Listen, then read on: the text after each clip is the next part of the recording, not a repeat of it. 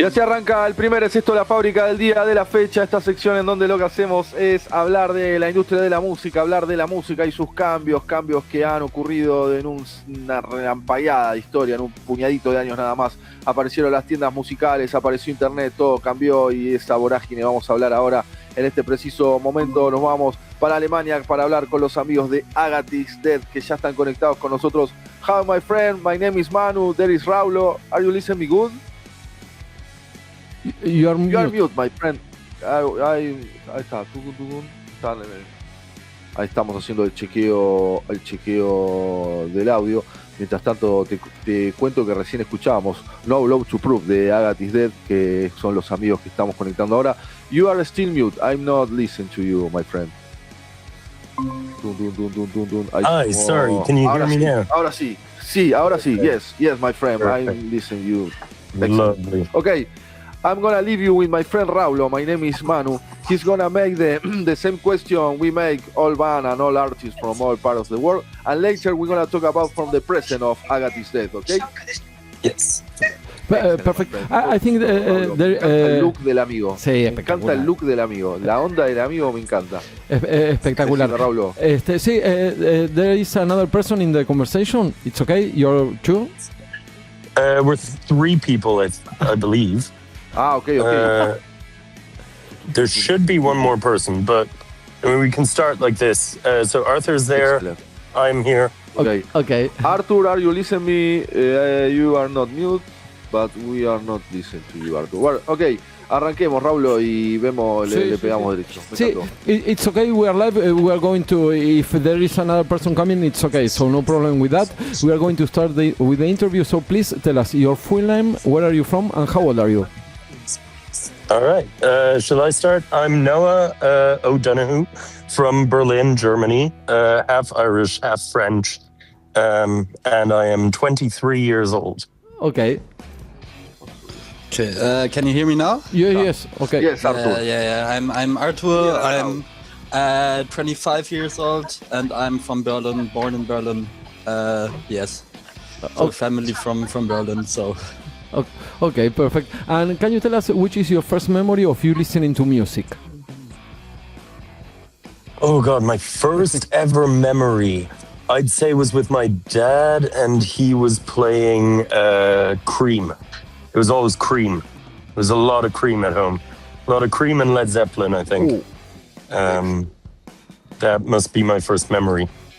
I think my first memory is we always went to vacation with our parents, and in the car we always listened to like Pink Floyd, Billy Talent, stuff like that, The Offspring.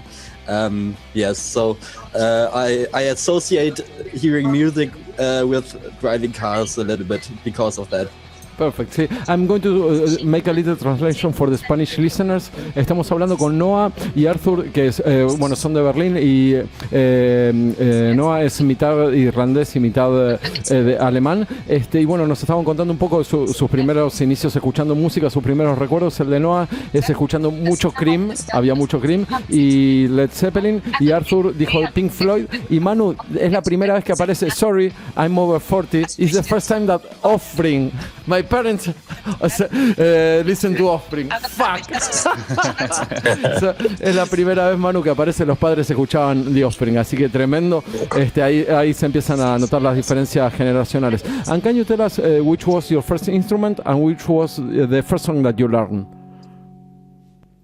So my first instrument was definitely the guitar. I stuck with it. I tried a couple in between. We have a thing in Berlin called an Instrumentenkarussell, which means like a merry-go-round of instruments. So you try each instrument for a couple of months at a music school, and then, but the first one I tried was guitar, and the first song I learned was Smoke on the Water, Deep Purple, obviously. But yeah, so, and then I tried lots of different instruments and always gravitated back towards the guitar. That was always the one that stuck. And I think my parents hated me playing the violin anyway, or trying to play the violin. Excellent. And for you, Arthur? My first instrument was the bass, because my father played bass in a punk band, and that was pretty easy to get into. I never tried anything different. I'm stuck with the bass since I was 7. So yes, and I think the first song I could play on bass was Seven Nation Army from White Stripes. Wow. Which kind of punk music did your father play? Pretty bad punk. Like they couldn't play any instruments. No one of the whole band, and just tried to make some music and scream in the microphone and stuff like that. Perfect. See, I'm a bass player. See, Manu is laughing now because we Nice. fight a lot about that. See, thanks for that. Excelente, Manu. Uno. Do you ever change the string of the bass? I had like 2 cases of my strings breaking, so I had to change 2 times. Yes. In 18 years. Excellent. A real Actually, bass player. that's not true. We brought his guitar before our headline tour in September. I forced Arthur to also give us his basses to get them set up professionally before the tour. And they did change his strings there. So he is playing pretty fresh strings for a bassist at the moment. That is a friend. That is a real friend, what you've done. Perfect. Excellent. And can you tell us which was the first concert that you went? Ooh.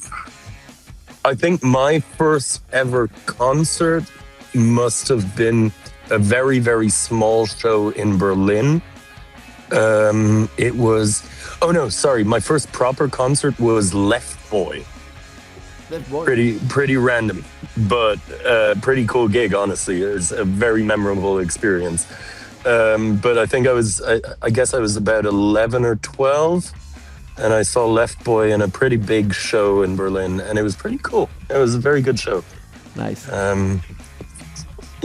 Yeah, so that was the first concert, but then my dad used to take me to a lot of like small pub shows and stuff when I was growing up. So there's this great Irish singer-songwriter called Katie O'Connor, and she played in a pub in Friedrichshain here in Berlin, and that was the first like proper like pub show that I saw, I think.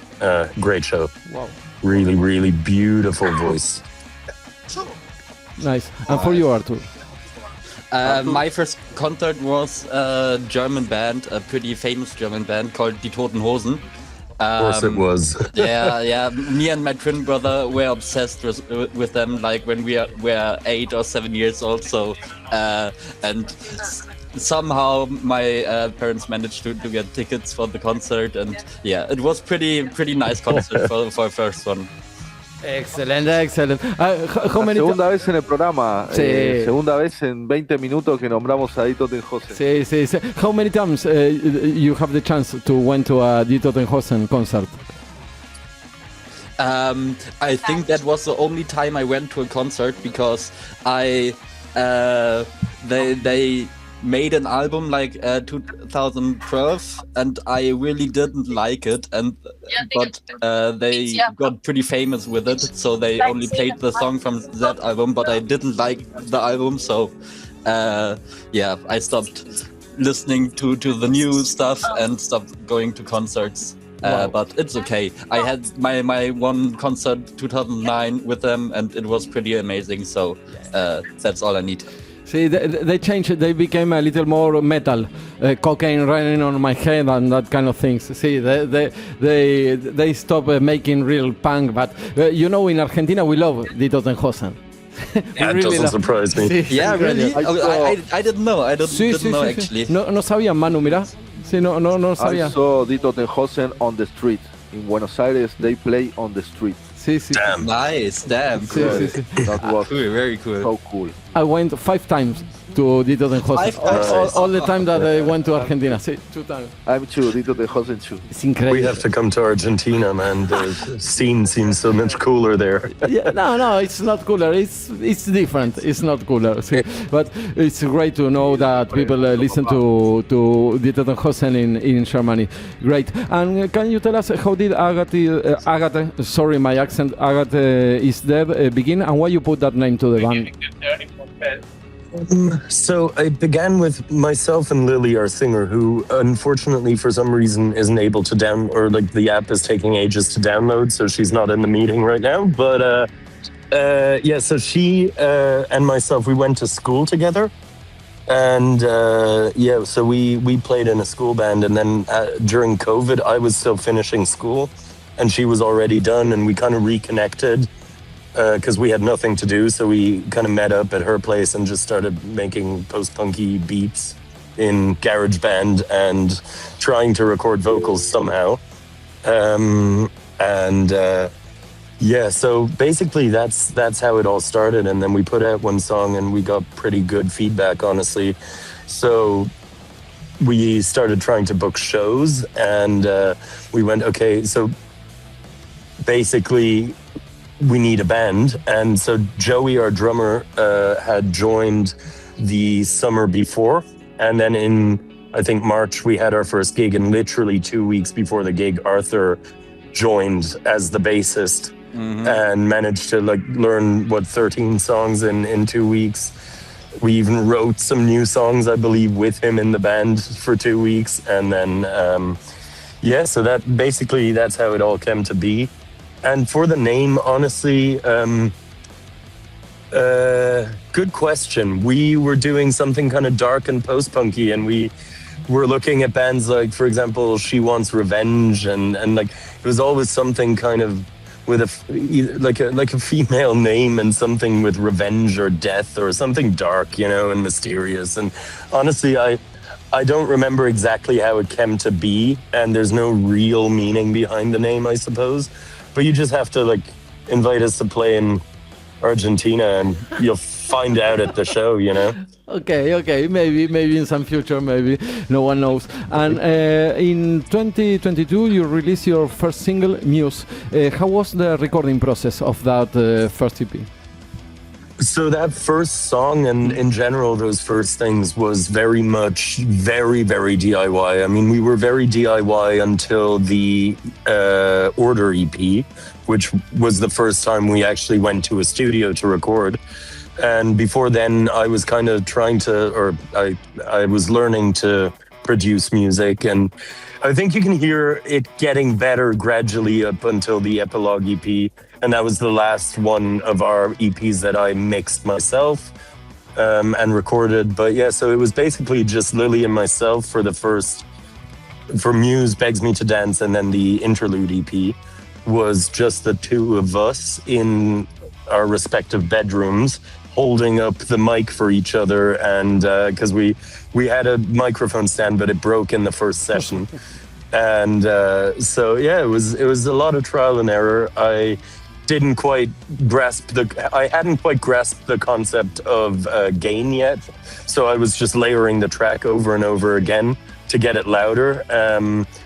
But yeah, it ended up working out okay. I think it sounds okay for the fact that I was doing it for a year and a half. But yeah, so now I do this for a living, but not for us anymore. So that's fun. Wow. But yeah, so basically that's basically it.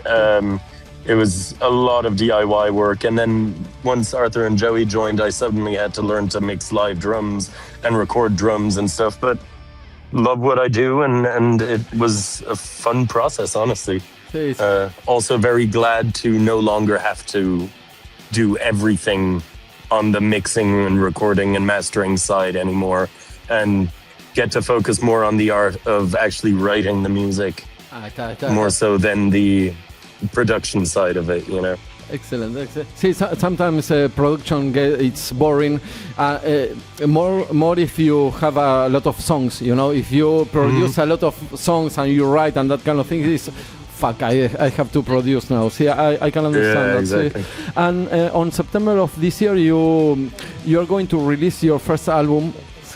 See, so can you tell us something about the production of that, and how do you record it and that kind of thing? Absolutely. So what we ended up doing, we had prepared some demos, but then the four of us left for a writing retreat in the south of Germany, and it was this great Airbnb that had a studio attached to it. And so we rented the live room of the studio, and we managed to, it was surprisingly cheap actually. Like, it was a lot cheaper than what I would expect this kind of place to be. And it was really just a lovely, lovely creative environment, because we would wake up in the morning, go straight into the studio. And I think we came out of there with like 17 to 20 demos of basically finished tracks where there was lyrics missing, but nothing, and maybe some parts that we ended up changing. And then in Berlin, we went to Hypertone Studios, which is the studio of a very good friend of ours now, who also does live sound for us. And Valerio Masucci is his name. Really great Italian sound engineer living in Berlin. And so he basically ended up, we spent, I think, about 9 weeks in the studio with him, just recording, mixing, and sent it off to mastering after. And so within, I'd say, a better part of 9 or 10 weeks, we had a finished album. Wow. So that's basically how it was created. And I think it reflects a lot in the music that we wrote it all. I mean, not all in the south of Germany in this retreat, but a lot of it was written in one place and in one mindset, and all of us together. So everyone gets their share of the track, and everyone gets their moments, and it's not like on older stuff where one person would have written more of a song, but it was a collaboration between the four of us in basically all regards. And obviously there's always parts where you have to compromise, and you have to like talk through things, and parts get cut and songs get cut, and that's okay. And I think but it really reflects, and I'd say it's probably some of our best work. Nice. If we may say so ourselves. I don't know if Arthur has anything he wants to add, but no, you talk enough, I think. He's a bass player, a true bass player. Yes. Excellent. And you know, I like the we are laughing with Manu because you are a real band, you know, and we can feel that, and that is excellent. Yeah. That is great. Manu, ¿alguna pregunta? No, estoy preocupado porque estaban ahí hablando entre ellos de sumar también a Lili, y escucho una vocecita de fondo, no sé si es ella o si es la parte de, no sé qué onda. Sí, no sé. There is a voice, you know, really small. It's Lily or it's not Lily? No. Right now? Sí, there is a little small, someone talking. Capaz se le cuela a Arthur en el... I can't hear it. No, it's okay. If you don't hear it, it's okay. No problem with that. Sí. ¿Sigo con 3 preguntas, Manu? O sí, mandale. Vamos bien, sí. Bueno, I have to make the question. What do you think about artificial intelligence? Not much. I think it has its place. In the corporate world, I'm not sure it has very much of a place within the artistic world, especially in artistic development and the development of ideas and such. I don't think it should be there. I see it as a tool, maybe in some regards in the studio setting, but it's not being, like, in my opinion, it's not being used for the correct things. I think it should be something. As like an engineer myself, I think it could make sense to have it like setting up a session for you or doing those kinds of things. But then again, honestly, these are such trivial things that every engineer likes to do and finds pleasure in, that honestly, unless you're really in a time crunch, I don't see a need for it even in the studio setting. Like I don't see it as a necessity in the art world, and I don't think it has a place, honestly, or it should have. No, but Manu nos dijo lo mismo que el guitarrista de Suecia, de los Bizarro Brothers. You have more or less but in a production way, because a guitar player from Sweden, he told us, I like to play guitar. I don't know AI, and it's more or less the same. Exactly. No? The same thing that you think. I don't see it taking our spot anytime soon as musicians, because we wouldn't be musicians if we didn't love making music. And therefore, like, I don't think it has any like, I'm not afraid it's going to steal my job, for example. Like, Excelente. Sí. Sigo adelante con las dos últimas preguntas, Manu. Can you tell us something? Can you tell us something about Berlin actual music scene? Sure. Arthur, do you wanna say something about the Berlin music scene? Yeah, I mean it's pretty diverse. I would say, because there are many people who are going to Berlin and expecting like a whole techno scene, and I mean Berlin has a big techno scene, but it's not my kind of music, and I think in Berlin you can find any kind of music. So if it's punk, if it's indie, if it's anything, and especially we came around a lot with our band. We played with many bands in Berlin, with many Berlin bands, Berlin-based bands, and it's I have a few bands, like maybe five or six bands, which I'm still hearing on Spotify and still going to concerts, not because I know them, just because I like their music. So yeah, I think Berlin has a great music scene. Yeah. Perfect, beautiful what you're saying. You know that it's strange, as a little word, Manu, it's strange for us, because always remember that I think that nowadays Berlin or Germany, it's techno or electronic, but more from European people. In Latin America, we think that it's punk and metal. You know, the German metal is really big. No, and then we speak with the German people. Now the techno scene for us in Latin America is bigger than metal scene for us. Us. And can you tell us something about AGATHA is Dead future plans? What you are going to do? Yeah, I mean we're going on tour in October to tour the new album, and then again in September. We've got some festivals lined up this summer, so definitely a lot of fun stuff, fun activities for us, that's for sure. And then, yeah, I mean, we're hoping to get to at least tour the rest of Europe as soon as possible. We finally are with a UK-based artist agency, so that's definitely very, very good for us. But nothing concrete yet. Concrete, also the name of our upcoming album. But yeah, so we're basically we're hoping to get to tour as much as possible in the next year with this album, and then if it's not this album, the next album, I guess. We're not planning on stopping. We've already started writing new music. So it's for us, it's definitely we want to keep doing this, keep pursuing this, and definitely make a career out of it, full-time career out of it. Excellent. That's the plan. Excellent. Thanks for your time. It's been a pleasure to speak with a rock band, with a band. So we are just to finish the interview. We are going to play Courtroom Drama. It's incredible, that song. Thank really, you very much. Thank you. Can you tell us what did that song represent to you?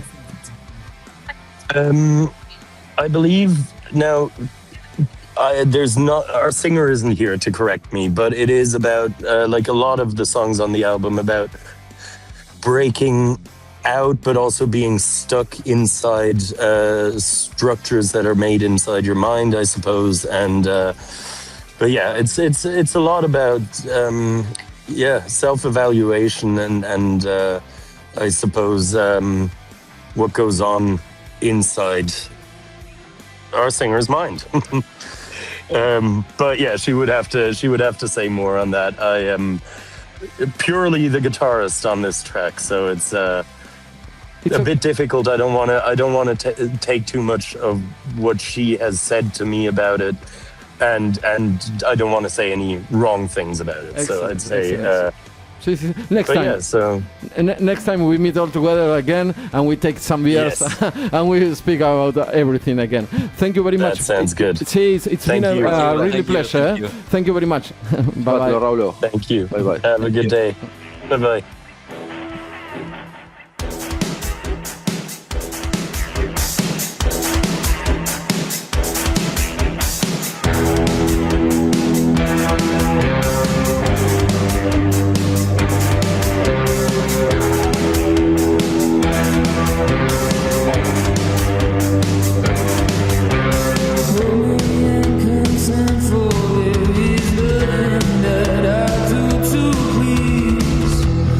Myself on trial, I let my